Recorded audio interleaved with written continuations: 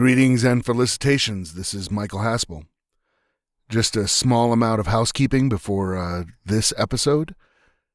I came back from Denver Pop Culture Con, and I was on a couple of panels there and posted them to Facebook, and folks seemed that they wanted that kind of information. Now, I don't know if those panels were recorded by Denver Pop Culture Con. They were pretty cool. The first was about The Matrix and whether or not it was relevant 20 years later. And I will get back to that one real quick. The second one that I will really want to touch on is villains and how villains are the heroes of their own story. There's a lot to talk about in there and everything like that. And I felt because our podcast is about storytelling, I mean, villains... that's half the story, really. You know what I mean? Your hero is only as good as his villain, is one of my rules anyway. And then with The Matrix, I had actually talked about The Matrix when I was recording this episode, portions of it anyway. So I went back and I removed some of the Matrix discussion because I'd gotten pretty deep into it. We're not going to do a deep dive of The Matrix or of Tron, which is what this episode is about. But I had kind of gone on a large segue about The Matrix in this episode, and I've cut that out. So it may seem a little bit weird where there might be a chunk missing. You may not even notice it. Depends how good editing I was. And then the third panel that I was on was covering like the hero's journey, and they were specifically talking about DC movies, Aquaman and Wonder Woman. Now, I haven't seen Aquaman yet, but I can certainly, one, give me an excuse to see the movie, and then two, that's really easy to do, to just sit there and walk folks through the stages of the hero's journey in Aquaman and Wonder Woman. So all three of those topics are going to become future podcasts for QFD. And I intend on recording them probably this coming week and maybe next week. It just depends. I've got a lot on my plate right now, and I need to try to get some of the stuff cleared off before I add other stuff. But this is easy stuff that, with the exception of having to watch Aquaman, I can talk off the top of my head, and they don't require a whole lot of research. So look forward to that. And then without any further ado, let's kick it off with Tron.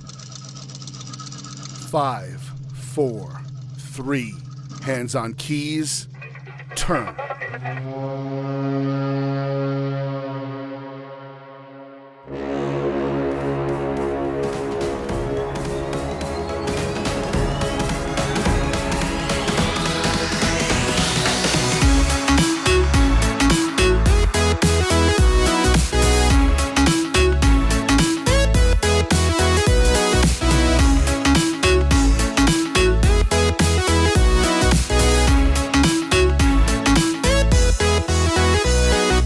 Greetings, programs.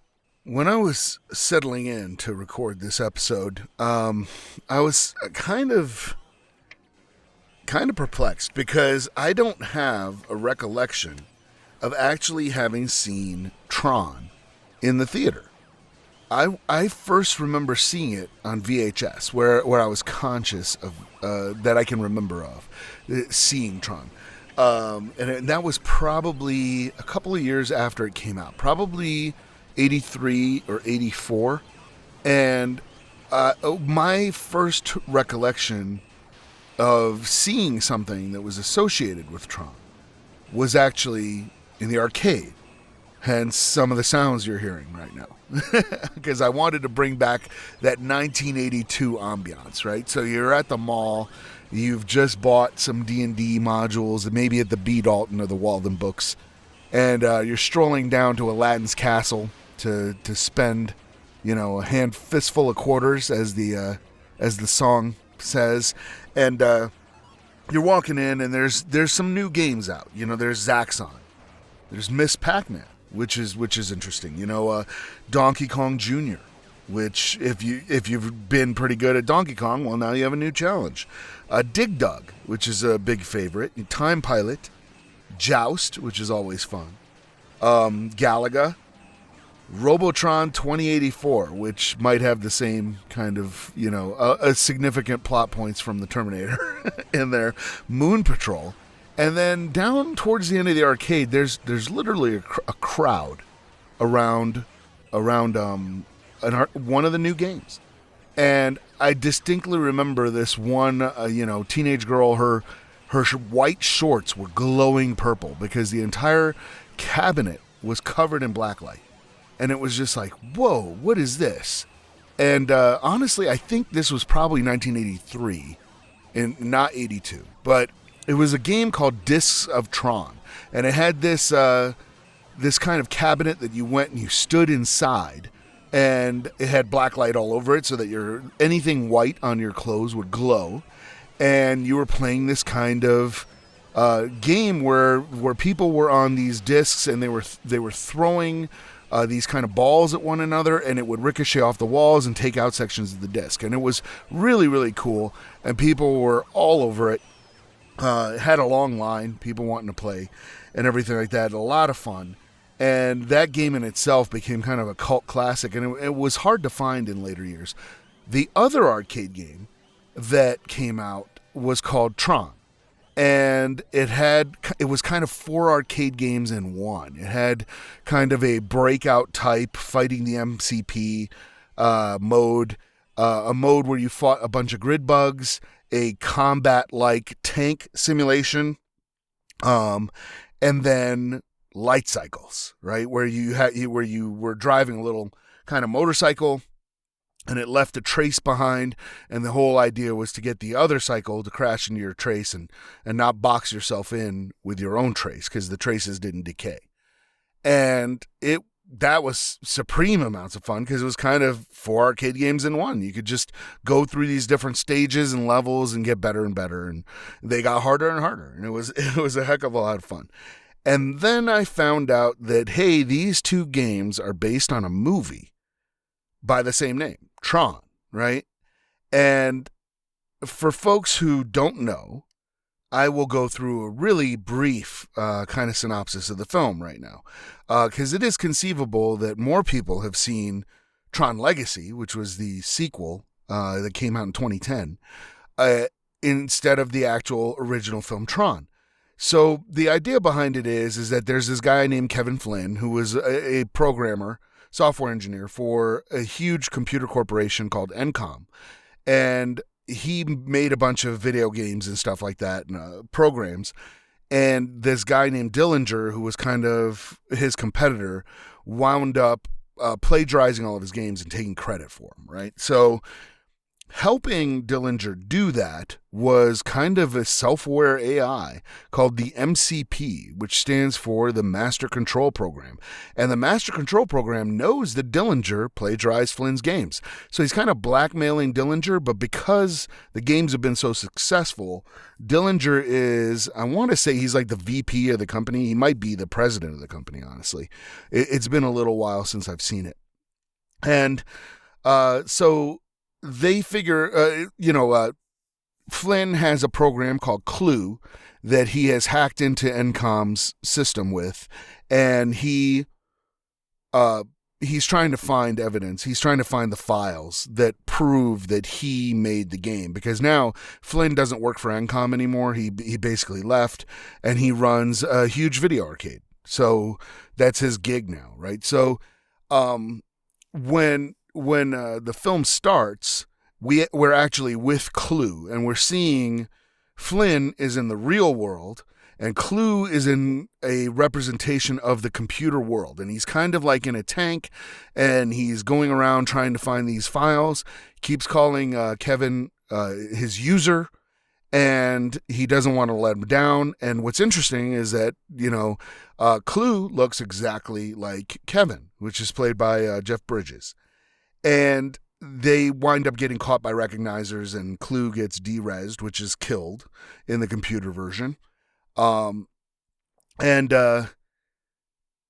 he's unable to find the file. Now his friends, some of them still work at NCOM, and they figure out there's a guy named Alan Bradley. His girlfriend is an engineer named Laura, and they figure out that Flynn is the hacker because MCP is like, hey, there was a hacker that tried to come in here, so it's sealing off access to all the projects.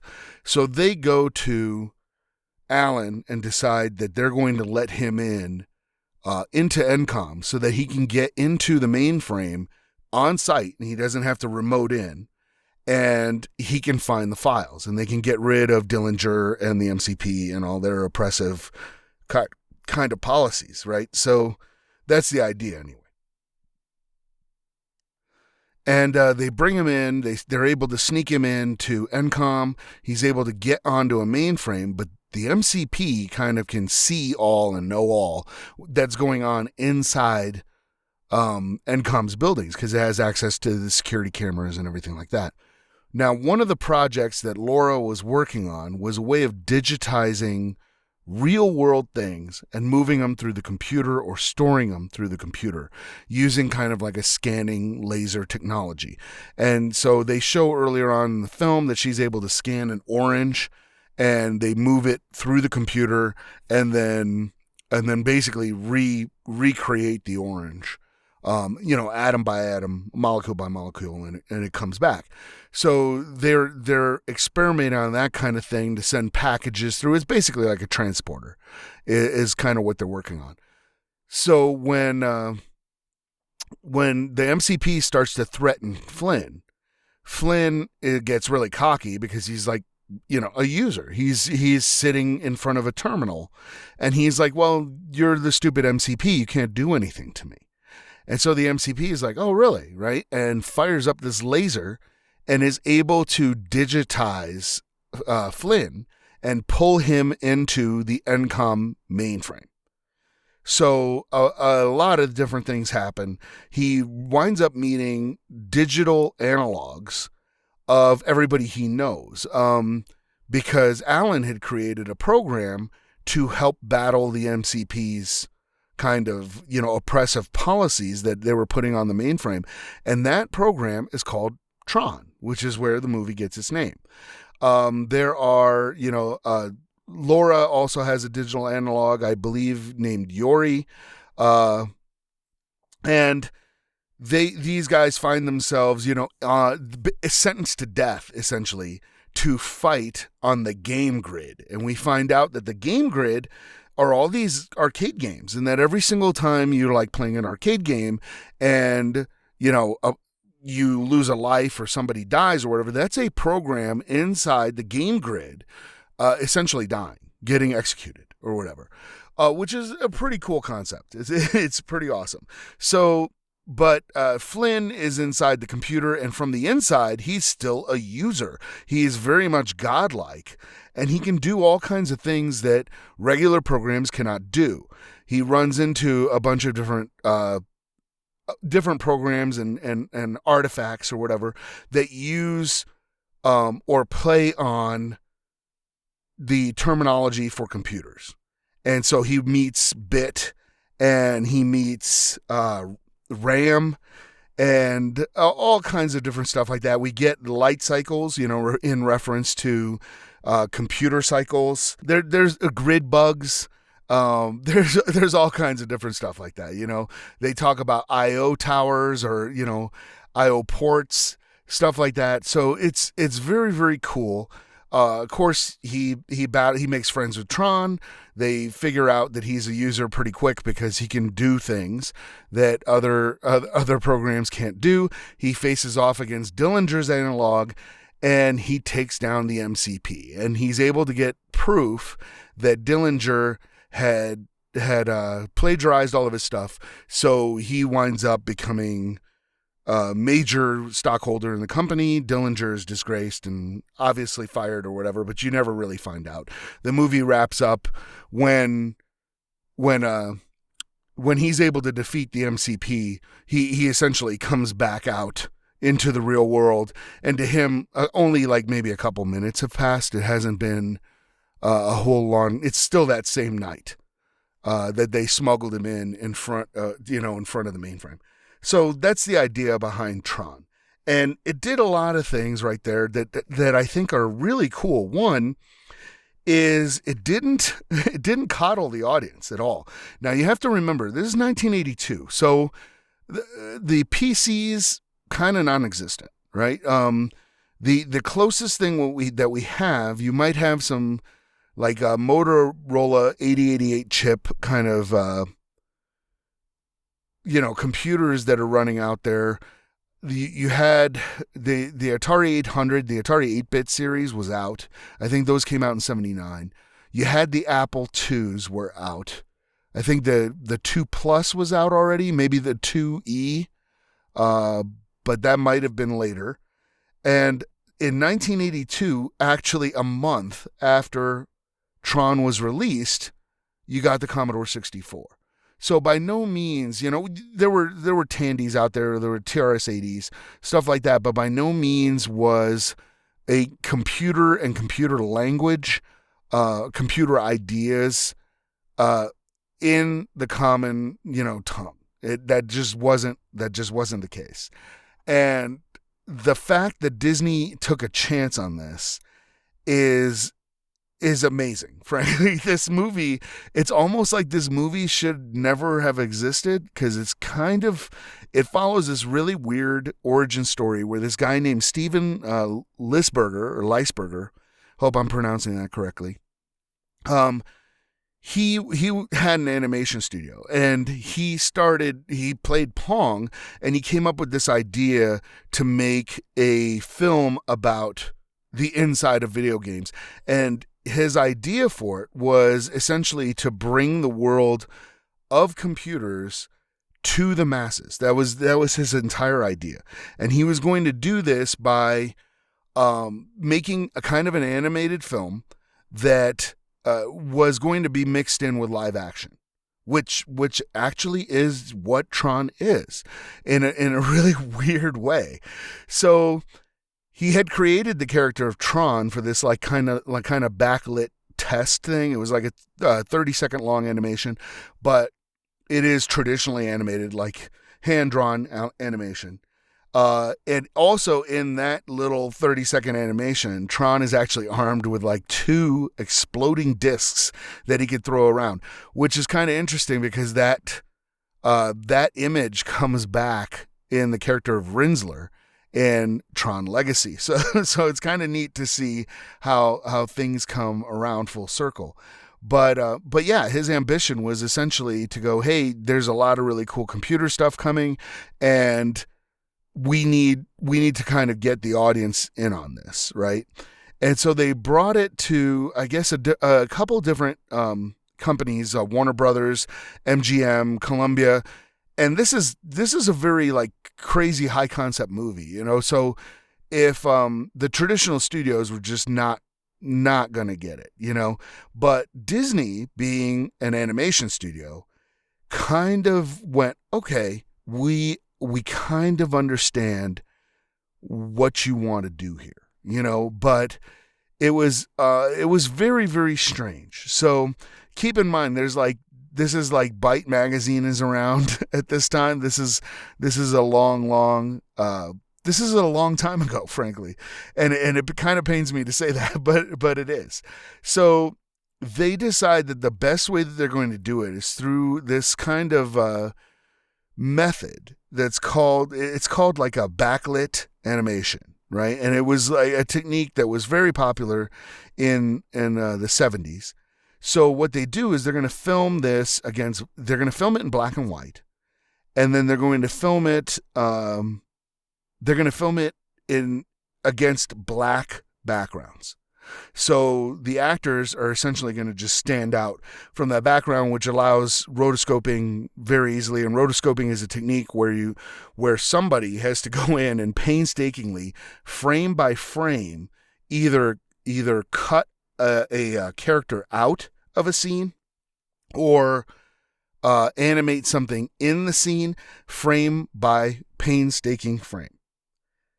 And so you also have to realize that every element you see is essentially a separate element. So you'd have the background that they're going to animate using computers or computer generated landscapes, etc. You're going to have the actors that are filmed in black and white wearing their costumes. You're going to have the costumes that are generally they were white outfits with like kind of trace circuits on them. And then the circuits are a separate element that are put in there and everything. And they had some issues with the film, like the film speed, the film stock. This is all on film, of course. This is way before digital. And they had some issues with the film stock and the film, different film speeds. So if you were able to get an original, or even if you watch some of the stuff on YouTube about the original Tron, you'll see some of these trace circuits are flickering weird and everything like that because the film speed was different. So the exposures were slightly different and everything. It caused like some dropouts, and I guess they were all digitally repaired in the Blu-ray release of Tron that came out a couple years back. So they were able to repair all that digitally. So you might not be able to see it if you get like a newer release of Tron. But frankly, it doesn't affect the film. This movie was so far ahead of its time. It has the whole thing about digital analogs in it, which of course nowadays we have. There's, of course, The Matrix covers a lot of that as well.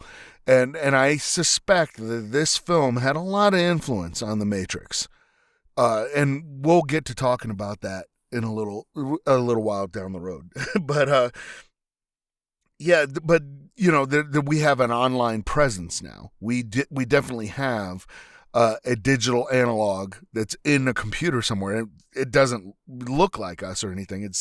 It's composed of data, but the idea that there was like a parallel you inside the computer mainframe was way, way ahead of its time.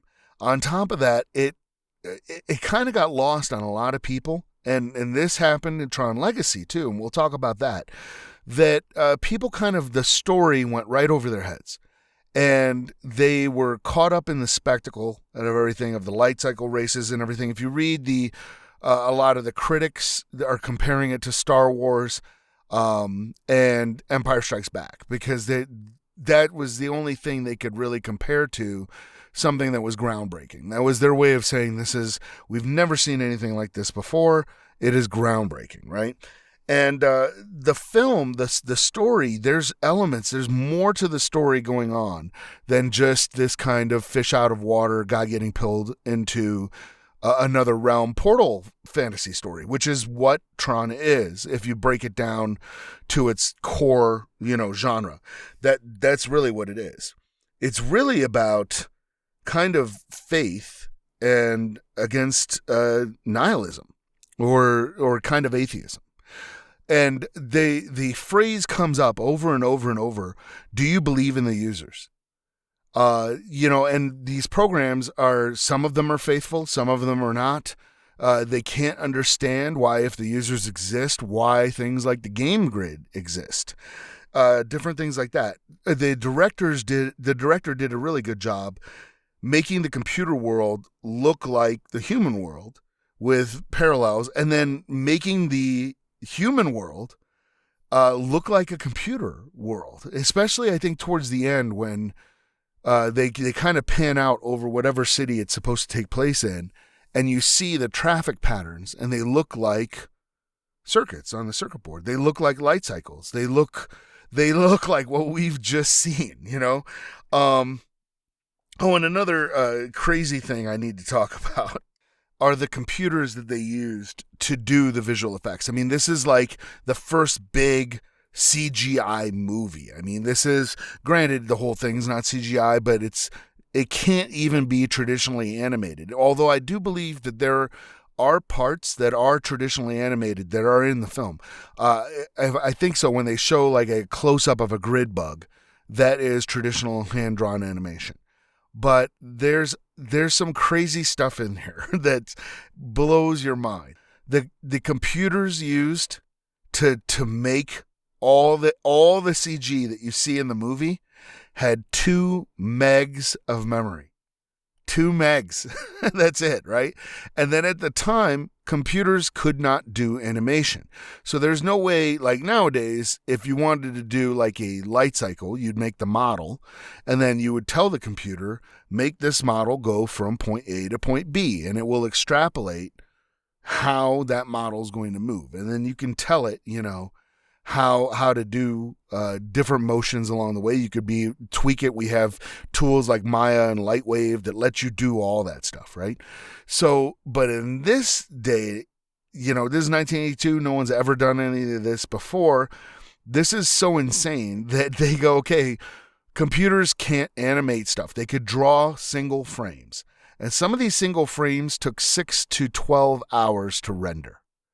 That's insane when you think about it. Keep in mind, for traditional film, 24 frames equals 1 second of film, right? And I think Tron has something like 25 or 30 minutes of straight CGI in it. So it's just start doing the math on those frames, and it starts to add up really, really quick. So what these guys had to do was go, okay, we're going to take this light cycle model that we've built in the computer, and we're going to have it at point X and Y and Z. So it's in this spatial position. And then you have 3 more parameters for yaw, pitch, and I'm forgetting the other one. but it basically, you had these 6 parameters that you had to put in, and you had to do that for every single frame. So what these guys would do is they would go to essentially another computer that was a calculator, and they would put in, hey, we want the bike to go from here to here, and we want it to, so you change the XYZ coordinates to tell it where to go. And then you need to change the other 3 coordinates to tell, whether or not it's pitching or yawing or banking or whatever to whatever, if it's leaning right because they're taking a corner or something. You have to put all that in.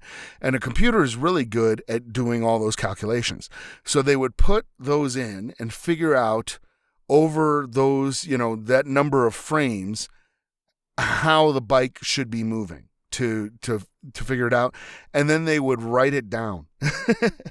And then these computers, so they would write it down and then go and give it to a programmer, essentially, to go, here is the sequence of numbers you have to put in to get the light cycle or the recognizer or whatever element that they had in there to move the correct way, which is absolutely bonkers when you think about it. And these guys would do that, and then when the computer rendered the frame, there's no kind of optical printer that goes from the computer to the optical printer to print on film, kind of like what we have now. They didn't have that, so they stuck a actual film camera in front of the monitor and timed the monitor, the hertz in the monitor to the camera, and then literally just photographed it frame by frame. And the madness of that is it's genius, right? This is, how do you do this thing when you're literally inventing new technologies? It's absolutely incredible. And then when the Oscars come out, they got nominated for like sound design and costumes and stuff, and they did not get nominated for best visual effects. And the reason for that is because the Academy felt that using computers to create environments and elements was cheating. Unbelievable. And so despite most people missing out on the philosophical aspects of the movie, the movie still did all right. It had a $17 million budget. It did $33 million. And it's since become kind of a cult classic and everything, and people knew that. But I'm like, man, I don't understand why I didn't see Tron in the theater. It doesn't kind of make any sense to me, because I was big into computers at that time. I was making my own games on TRS-80s and playing Zork and saving. I think I made a game about V, the final battle or something, on a TRS-80 that was like a choose your own adventure game. It was like saved on a tape drive. So unfortunately that's gone forever. But I was wondering, I'm like, man, I would have been all over this movie.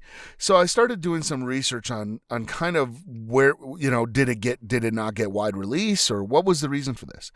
And figured out that Disney, the chairman of the board, found out that Don Bluth, which was like a competing studio at the time, was releasing in early July a movie called The Secret of NIMH, which if you haven't seen it, you really need to. It's really amazing. And Disney kind of felt, I guess there was a rivalry there, or threatened or whatever. And so they decided that they rushed Tron to release, because it was supposed to come out in Christmas 1982, which would have worked beautifully for Commodore. I mean, they could have done some kind of whole Tron cross-marketing and everything, and everybody would have wanted a Commodore 64. So, but instead, they rushed it out and released it in July so that they could compete with The Secret of NIMH. And I think that's why I never saw Tron in the theater, because bunch of other stuff came out in July. E.T., Star Trek II, The Wrath of Khan, Blade Runner, and Poltergeist. So good luck there. Like it's like, ouch, right? And now you get this kind of weird film that would have been struggling to find an audience anyway, up against some franchises, and then some, frankly, genre breaking films like Blade Runner and E.T. So it just, I don't think it ever really stood a chance. But it's the little movie that could. Kind of, it didn't go away. It planted these ideas in people's heads, and folks responded to it, right? We had Wendy Carlos did the soundtrack, and it was, she had done other soundtracks. I actually think she did some of the stuff on Blade Runner with Vangelis. But it's a really cool, electronic soundtrack. I listened to it a lot because when I was at the academy, as a freshman, we weren't allowed to have any music at all. So, but you could go to the library, and they had like a collection of phonograph records, and they had just a lot of lectures and some classical music and stuff like that. But they had the soundtrack to Tron, and they had like the soundtrack to The Graduate. So I got really into Simon and Garfunkel. But yeah, so I listened to that a lot, and I still have like the Solar Sailors. That piece of music is one of the ones on my regular cycle on my iPhone. I still listen to it, and it is kind of like a yin and yang portal fantasy story, and it spawned these kind of the couple video games, the Discs of Tron and the regular Tron video game, and then it got caught up in pop culture, right? So there is a television program out there which YouTube has the intro, and you got to go check it out because it's a super cheeseball intro that frankly can't get more 80s, right? And this television show is called Automan. And it came out in 1983, 1 year after Tron, and it is about a computer programmer who's a police officer, and he creates this self-aware AI crime-fighting program, and by using some kind of hologram technology, he's able to have his crime-fighting program come out of the computer. So it's kind of a reverse of Tron. Instead of going into the computer, which frankly in 1983 would have been impossible to do as a weekly series, they have the computer program come out of the computer. And because he's a computer program, he's kind of invulnerable. He had this sidekick called Cursor that could like draw things that he needed, which I think was like a helicopter and a car and something else. And he didn't obey the laws of physics because he's a computer program. And there frankly was a lot of potential in it. Looking back on it, it's like a Glenn A. Larson series, so it falls in with all those Donald Belisario series, the A-Team, all that, Street Hawk, Airwolf, all those TV shows of that time, like Manimal and stuff like that. So it does not hold up well. It is a good time capsule of like an early 80s television show. But frankly, I think it had a lot of potential. And this is one that would be like ripe for people to bring back. It's actually really, really cool. In concept, right? So in TV shows, it turns out to be not that great, but it just shows that Tron was not going away. That these ideas that Tron planted in people, and now that things like the Atari 8-bits are becoming way more common. You have Commodore 64s going into people's houses, TRS-80 color computers. You have people becoming more aware of the computer world. And then Tron starts coming out on VHS, it's on HBO, it's on all this stuff. So all these folks who had not seen it in theaters are discovering it now, and they're understanding, oh, this is bit, this is RAM, these are light cycles. They're understanding kind of what's going on, and they're still kind of missing the philosophical aspects of the film that really doesn't get addressed. And then 28 years later, Tron kind of gets, a second chance.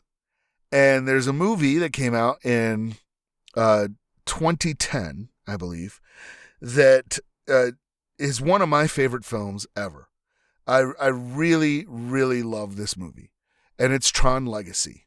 And it takes up with Kevin Flynn has gone missing.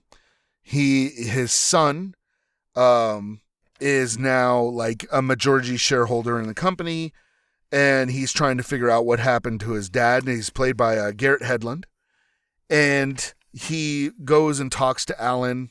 Alan kind of gives him some ideas on what to do and the direction of things that are going on. And Alan very much plays the herald in this movie, if we're going to follow like hero's journey stuff. And then as he goes to discover what's going on, he goes to his dad's old arcade, Flynn's. And when he goes there, he sees that there's one of these, arcade machines is really kind of a secret door. He's able to get down there. There is the digitizing laser. Everything is hooked up. There's some kind of mainframe hooked up on, uninterruptible power supplies, all kinds of stuff like that. And he gets zapped into the other computer world. Now, this is a different world than we saw in Tron, because this is not the Encom mainframe. This is a mainframe that Flynn set up on his own. And it is run by a despotic program of Flynn's named Clue, which is a callback, of course, to the original Tron, because his original thing was called. Now, a lot of people really panned this movie. And they said that the story was non-existent. The dialogue was terrible. The story was too thin. It didn't have a purpose. It didn't go anywhere. And I'm going to take a moment here to talk about Tron Legacy and why all those people are wrong.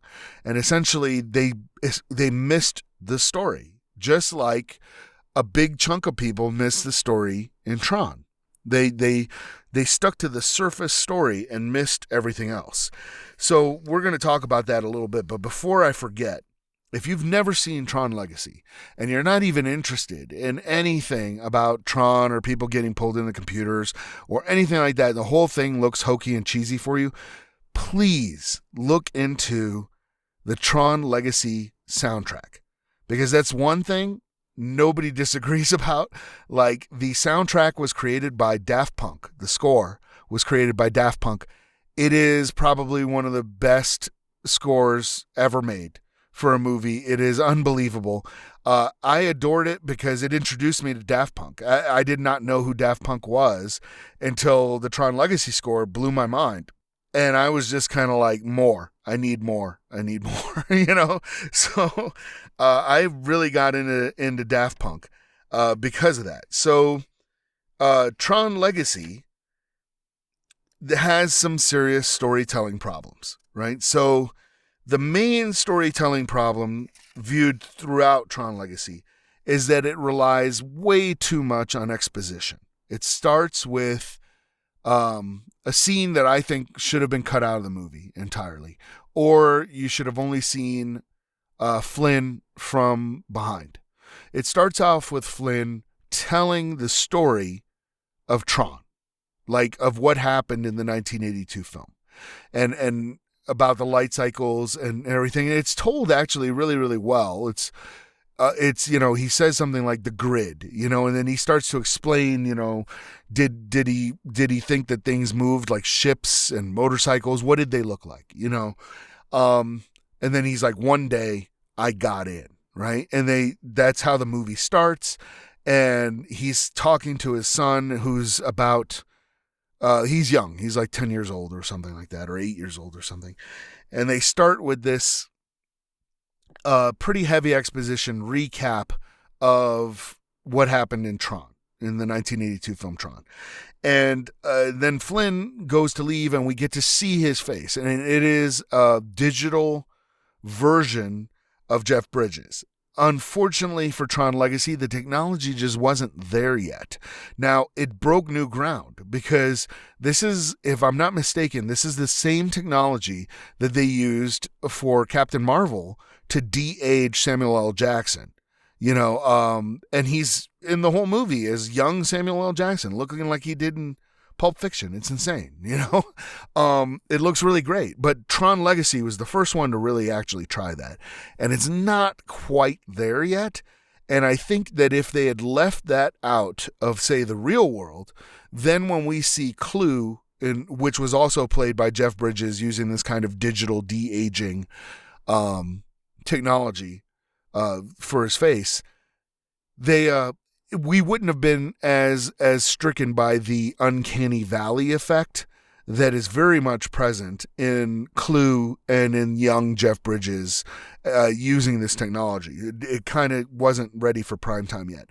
But if they had cut out that scene or not shown Jeff Bridges' face in that scene, you would have only seen it as Clue, and it wouldn't have caused, I don't think it would have been as jarring, because people would have realized that, well, Clue is a computer program. He's not supposed to look 100% real like Jeff Bridges. He looks different, but it does that. Then it jumps from exposition to exposition again, right? So you get this expository scene where we tell you what happened in Tron 1982. Then you get another scene, which is like a bunch of news reports talking about Kevin Flynn going missing and what's going to happen to his son, Sam. And so it's, to put it in novel terms, that's like a prologue followed by a prologue. And it really makes it a little hard to get into the film. And so I think that's a valid criticism. Throughout the film, you get a lot of people telling people's stories. So they rely on telling and not showing a whole lot. And I don't quite understand why they constructed the story this way. It still works, but they could have shown stuff, and sometimes they do match the story with like a bit of a flashback where they do show some things. But it is just a lot of exposition, and that is a valid criticism of the film. But one of the things, when they say the story doesn't work, I think it's because people are actually already familiar with the story, and they just didn't see how close it was. And the story is one of God the Creator meeting his son, and they kind of left religion out of it, which is why I think they confused a lot of people. And it still has all the other Tron elements that you come to expect. The light cycles, there's a lot of action, arcade-like stuff. The makeup and costumes in this are insane. They have, but I just want to go over some really quick points, because it took, like, the original Tron was about faith and against nihilism, right? And the Tron Legacy is also about faith. But it's also more about perfection against chaos. And how good intentions can go dramatically wrong. So there is a theology at work, a philosophy at work in Tron Legacy that comes directly from Tron. And it's an argument for looking at religion and discussing the nature of God. And science fiction, and I've said this before, science fiction and fantasy are at their best when they offer us like a paradigm to examine real world issues through a distancing lens or a membrane, right? So it's like The Walking Dead is really, on the surface, it's a zombie show, but that's not what it's really about, right? It's a way of distancing ourselves. The District 9, right? It's kind of about the mistreatment of these aliens, but that's not really what it's about. There's another story going on there. And I thought Tron Legacy succeeded brilliantly in doing this kind of story, and it is an allegory for the New Testament about God and his creation and the relationship between God and his creation and his son, who's just come on the scene. So it is a little heavy-handed at times, and it really surprises me when people describe Tron Legacy and they go, oh, there's no story. You know, it was just visual effects. It was just a spectacle. I'm like, no. So I don't kind of want to do a deep dive on it. So I'm just going to skip through a bunch of stuff. But there's a lot of like deist thought and Buddhist philosophy throughout this entire thing. Clue is tasked by Flynn to make, and he creates Clue in his own image. And then he's tasked Flynn tasks him to create the perfect system, right? But he's very, very clearly, he becomes a villain. So he's very clearly a Lucifer figure, but in a reversal of the whole Paradise Lost thing where Lucifer is cast out, he actually casts the creator out. You know, Flynn is essentially living in hiding, in this, trying to lay low. And he winds up taking Tron and corrupting him into a new character called Rinsler, who is a bad guy. And we learn that Clue doesn't have the ability to create. All he can do is destroy or corrupt other programs. Does that sound familiar? That's like Melkor in the Silmarillion, right?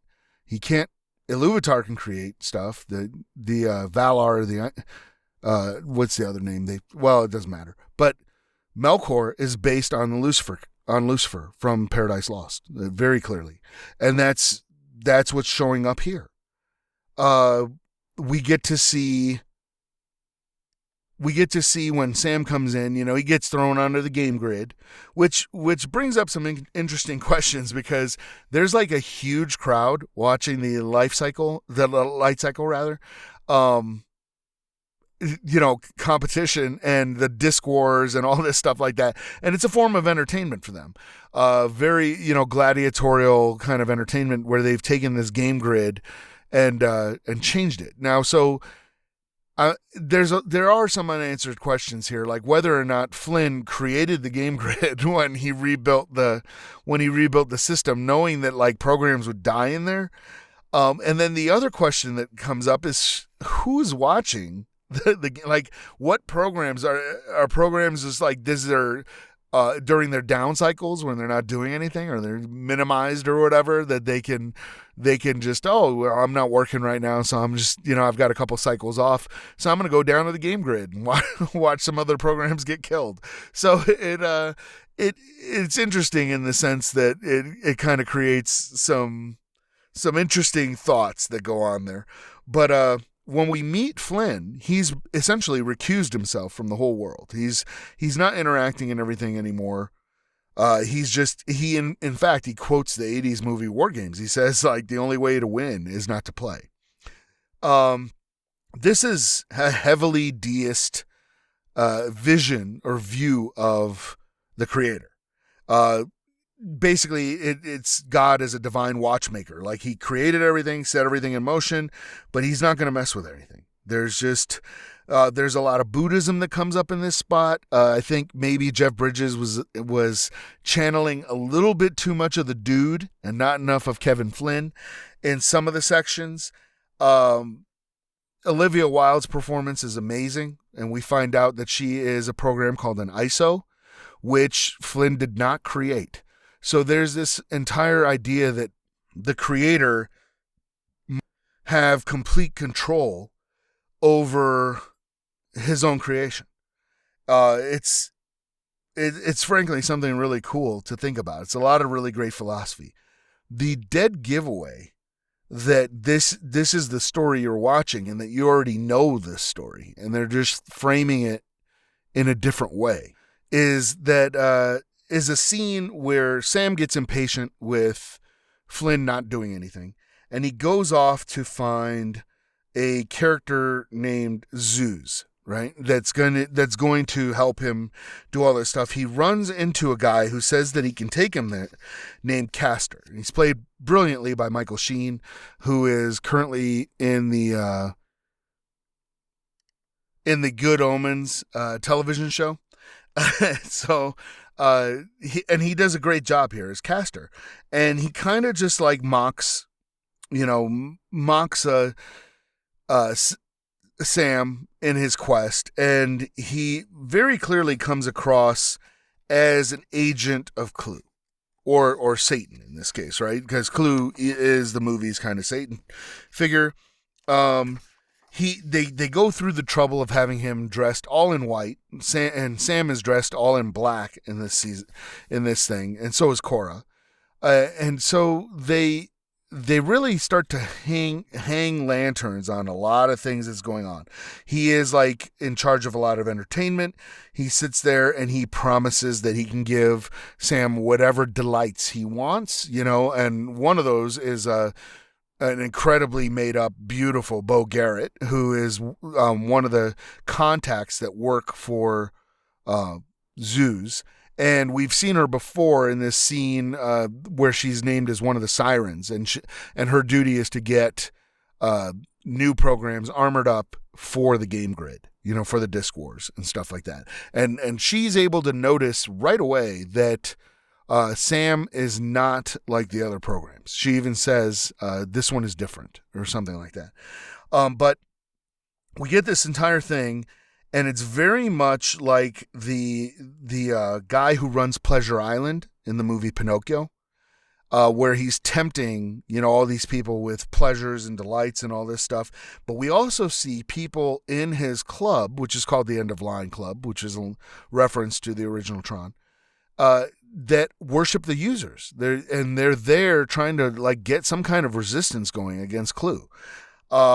But we get this entire sequence that comes up, and this is the dead giveaway. We get this sequence that comes up where Zeus or Castor has betrayed Sam, and he's called Clue and all of his henchmen to his club, to show up, and he's just basically stalling to keep Sam there. Now, when Clue and his guys show up, Sam puts up a fight, and Castor is just enjoying himself, and he's taking it all in, and Daft Punk is playing music. That's their like cameos in the scene. They're playing music to accompany the battle that's happening, and he says, "Behold, the son of our maker." And that is almost word for word what Pontius Pilate says. He says, "Ecce homo, behold the man," right? When he's trying Jesus Christ in the New Testament. So that's the dead giveaway. That's the whole story. That's what it is. And it is about a relationship between God and his creation. And it went over a ton of people's heads. There's way more examples. I do have an article on my website, epocprod.com, that goes into the entire thing. I think it's called the strange theology of Tron Legacy or something like that. But another important point that comes up is the ISOs, right? So in that battle, Cora gets injured, right? And we see everybody else, if they get so much as nicked by like one of these rods, power rods, or discs or whatever, they get de-res. They're just dead, right? except for Sam. We see him get cut by one of the discs and they see blood, which is how Rinsler identifies him as a user, because he's not a program. He didn't get derezzed. Well, Cora also does not get derezzed. Now, she winds up getting her arm smashed, so that part of the code in her is destroyed. Now, what is important about that is that Cora was not created by Flynn and was not enforced by the system to be perfect. So all these other programs, as soon as their code is in the slightest way damaged, they are now imperfect and so are therefore destroyed. With Cora, because she is an ISO, which is short for isomorph, and these isomorph, the term isomorph is a way of saying that two systems are somewhat analogous. So it lets you find commonality in concepts that are abstractions, right? In common abstractions, you can find common concepts, and the one helps you understand the other. So I don't think it's an accident they picked the term isomorph for that, because that's what the film is trying to do. It is giving us a lens to kind of explore these philosophical ideas between the relationship between God and his or her creation, right? And by dropping religion out of it, it pulls a lot of the dogma out and hopefully starts a conversation. Unfortunately, I think a lot of people missed out on that. And there were some other problems with Tron Legacy. Disney has since given up on the franchise, and there's some stuff that they did that I felt was like not the best, right? So after Tron Legacy, they made a computer game called Tron Evolution, and they also made a game called Tron 2.0. Both those games were great, but Tron Evolution had way more. Oh, pardon me. Sorry about that. It had way more story involvement in it than Tron 2.0. Tron 2.0 was this whole separate story, had nothing to do with Tron Legacy, really. And if you hadn't seen the movie, it didn't matter. It was just kind of like this first-person adventure kind of pseudo-shooter where you went around. It's a great. I really liked it. It was a great game. Had light cycles in it. Had all this other stuff. And they also made an animated cartoon called Tron Uprising, which is pretty decent. I've only watched like maybe 1 or 2 episodes. It's hard to find, and it did not do well and wound up getting canceled. But Tron Uprising was supposed to take place in between. It was basically the rise of Clue, and it was in between. And they had a bunch of toy tie-ins for Tron Legacy, but I don't know what their target audience was for that, because folks that knew about Tron had seen Tron in the 80s, and now it's 2010, and you're trying to, I don't know who they thought the audience was, but essentially they tried to do too many cross-genre stories, where in order to get the entire story, you had to be involved in Tron Evolution. You had to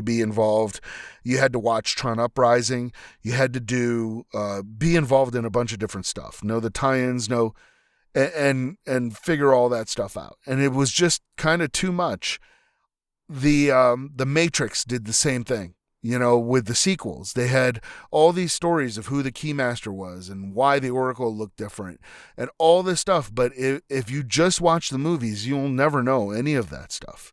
It was all in like the video games and the MMO and the comic books and these kind of side webisode kind of things that they did. And while all that is really great, it hurt. I think it hurt the Matrix sequels, and it definitely hurt the Tron franchise, because that that they had plans for stuff going on. They had Cillian Murphy in a scene that is so short, it's almost a cameo, right? But Cillian Murphy, he's amazing. Why would you have him there? And he plays the son of Dillinger. of the villain from the first film.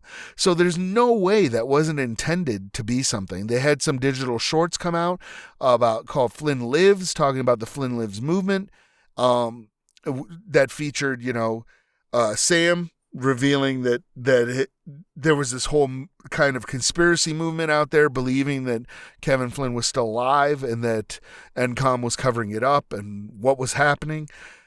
So they definitely had a way to go, but Disney has announced that there won't be another Tron film. That they canceled Tron 3.0 or Tron 3, and I think it's time for Disney to revisit that and think about it again. And the reason I say that is when Tron came out, it was a very, very unique film. It was just so weird. It was so avant-garde, so ahead of its time. People didn't really know what to do with it, but it kind of became a cult classic. When Tron Legacy came out, again, I think a lot of people missed the point of that movie. Aside from Daft Punk, it's a divisive film. A lot of people really hated it, and a lot of people like me really liked it. So, and Disney, though, had a problem with it. And the problem was it was not a quote-unquote Disney film. Even in 2010, this is not a movie featuring Disney princesses. This is not your traditional kind of like a fairy tale type story, even though it does follow the hero's journey pretty close. It didn't fit like a Disney idea, Disney image, right? It was just a little bit too weird for Disney. And so they don't know what to do with it. They didn't know what to do with Tron. And so they're just like, you know what? Are we really going to put out Tron 3.0 like 9 years now, after the sequel to that came out 28 years after the original film? So I think they're very wary about it. But I have to point out that this was before Disney acquired Marvel and Star Wars, right? So if you look at movies like Guardians of the Galaxy and you look at, which is just rife with 70s and 80s references. If you look at stuff like that, if you look at Star Wars and everything, I think Tron fits right in the Disney family. The whole Tron franchise fits right in with the stuff that they're doing now, right? And you're right, it's like not a live action Lion King, right? It's not Aladdin. It's not one of their Disney traditional things, but it does fit in with the Marvel films really, really well, especially some of the quirkier Marvel films. And I would urge Disney to re-examine Tron, and hopefully we can get, a Tron 3.0, because I will be there if they do it, and get Daft Punk to redo to do the new score too, because that's the one of the best things about that came out of the whole Tron franchise is Daft Punk's score. So I'm gonna leave it at that there, and yeah, that's about it. End of line.